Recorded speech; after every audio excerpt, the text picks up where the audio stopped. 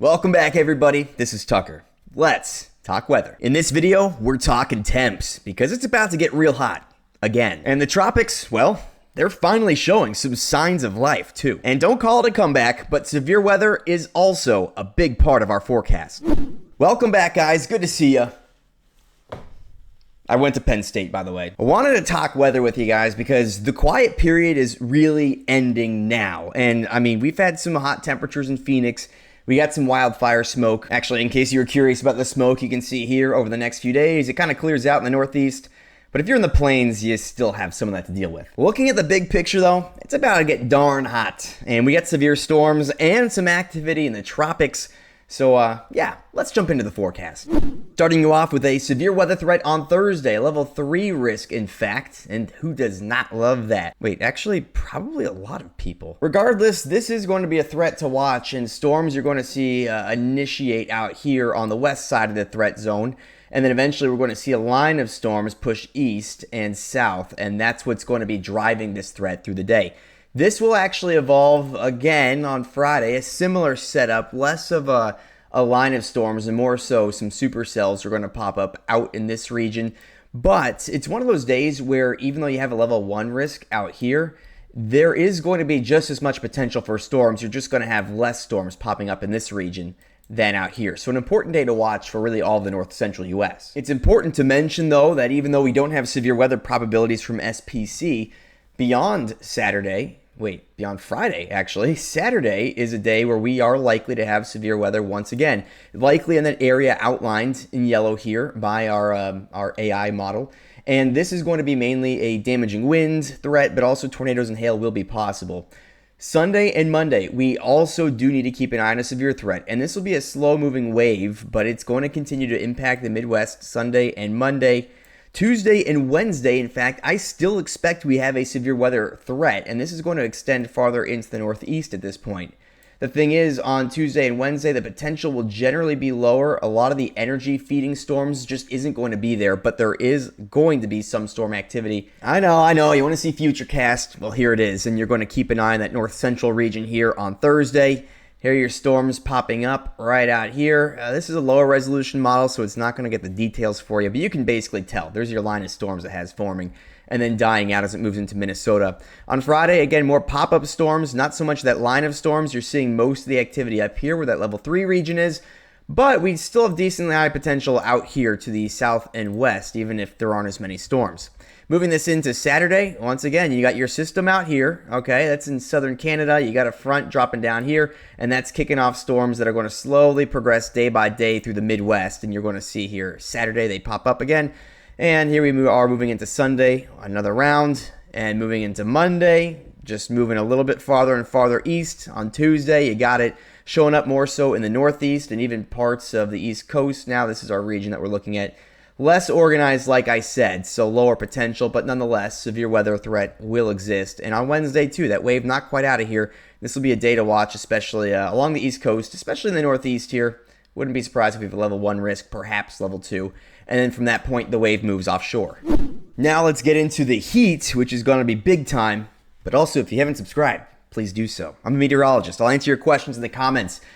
It's a free forecast. What's not to love? And now back to your regularly scheduled programming. Your heat, being the orange colors on this map, is going to become much more substantial heading into Thursday, Friday, and especially this weekend. Really what you're looking at here are the air masses. Not hard to tell. We got a warmer air mass here. I don't know why my pen's yellow. There we go. And a cooler air mass out here towards the northwest.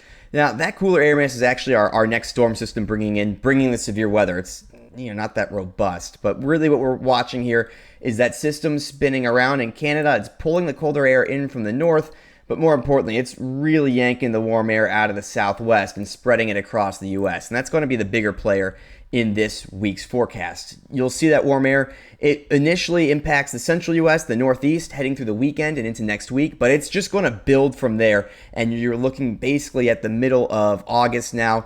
Warm air, generally speaking, overtaking the nation. Cold air still in the picture, but not quite becoming established, and more days than not through mid-August, it's going to be hot, especially across the eastern two-thirds. West of the Rockies, there will be some hot weather, but you'll actually find yourself back to average, if not a little bit cooler for some time. But let's take a look at actual temps, because that's what everyone seems to care about anyway. Quick disclaimer, we're looking at the European model. It's been pretty darn aggressive. I still think it's better than some of the other data I've seen, so I'm going to show it to you.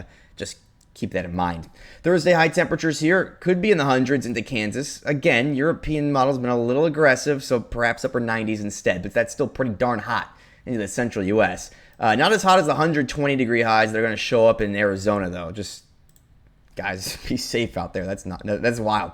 Heading into Saturday, you got temperatures still pushing 100 degrees. Texas, Oklahoma, Arizona, New Mexico, Texas, Colorado. It's a big area, guys. A lot of people live in those spots. Well, I don't know. It's a lot of land there. A lot of cattle, people. Anyway, here we are moving into Saturday. You got temperatures still hot and now spreading farther east.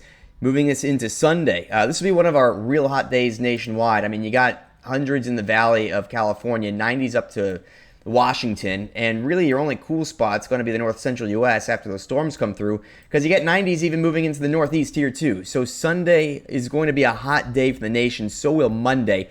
Much of the same type of heat out here. We got temperatures that are going to be easily into the 90s. In a lot of places, the Northeast could be in the mid-90s pretty easily. Could be pushing 100 in portions of the western U.S. So the first part of this period here, I mean, it's going to be real toasty out west. The cooler air sort of takes a bite out of the north central U.S. again towards the middle of the week after some of those severe storms move out. But you'll see as we move into the 15th, 16th, 17th of August, that heat comes right back. And this is where we do see some cooling eventually in the West. I mean, we're still talking 80s and 90s, but it's not quite the widespread 90s that are likely to return to much of the eastern U.S. And like I said, August as a whole here, getting toasty once again, as it is summer after all. Admit it, you're here to hear about hurricanes. Well, believe it or not, we might have one in the next couple of days. Taking a look at our map from the National Hurricane Center, we got Dexter out here, tropical storm. We're going to take a look at that in a second. Got another disturbance moving off the East Coast. Likely won't have big impacts. Could cause some rip current risks. Then we got this guy out here also trying to make a run at becoming a hurricane. Should say kind of far from the U.S., but Bermuda not too far away, and a couple other systems we're going to jump into right now. But just to show you guys, Dexter is forecast to become a hurricane on Friday. It may not be a tropical system anymore, but for what it's worth, you might hear about the next hurricane coming in the Atlantic pretty soon. Just something to watch. We're going to look at our ensemble forecast, though, which is we'll just call it the more responsible way to forecast tropical weather. And what you're looking at, here's Dexter. You see all those red spots? That's just giving us a range of outcomes where Dexter is going to be. Here's our next system that's going to try to develop in the Pacific, and you'll want to keep an eye on this area here for more of those red spots, the low pressure cores to develop on our model. And as we move this into Thursday and Friday, there's Dexter going out to sea. A lot of model certainty here that this guy moves out. Got a little more of a cluster, a broken cluster here, I should say, so less confidence with what's going to happen with this guy in the Atlantic, and a couple of these numbers popping up as this is a weak disturbance on the East Coast, but moving into the weekend shows some signs of life. And here we are. This is now taking a look at Sunday. This is where we may actually get a tropical storm if there's enough for it to form. You can see our ensemble guidance spitting out some numbers there, we'll call them. And while that's not going to be very close to the East Coast, it could churn up the water out there. There's our system that's brushing out into the Atlantic, but nonetheless may become a storm. Could be some funky interactions between these two systems by the time we get to next week.